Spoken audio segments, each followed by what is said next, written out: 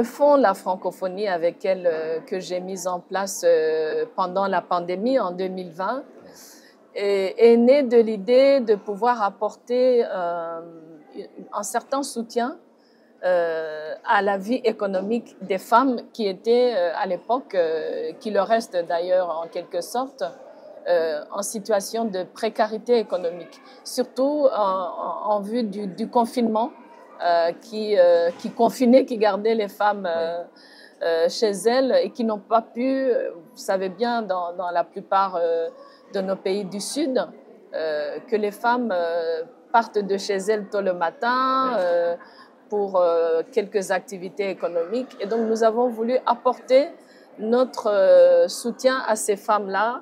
C'est un programme qui a commencé modestement, où j'ai décidé, avec l'accord des ministres en charge de l'organisation, de rassembler des fonds qui n'allaient pas être utilisés comme prévu à cause de la pandémie. Oui. Tout ce qui est conférences, tout ce qui est voyage à travers le monde. Certaines activités qui, tout d'un coup, ne pouvaient pas avoir lieu à cause des restrictions. Et nous avons commencé avec 3 millions d'euros.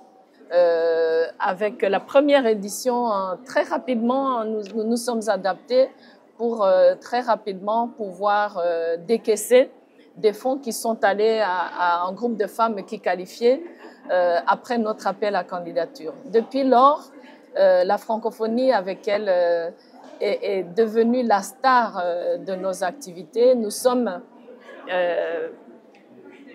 à l'origine, on n'était que sur le continent africain. Oui. Aujourd'hui, nous avons pu étendre nos activités, par exemple au Liban, notre pays francophone qui représente notre organisation au Moyen-Orient, où nous avons aussi un bureau, une représentation.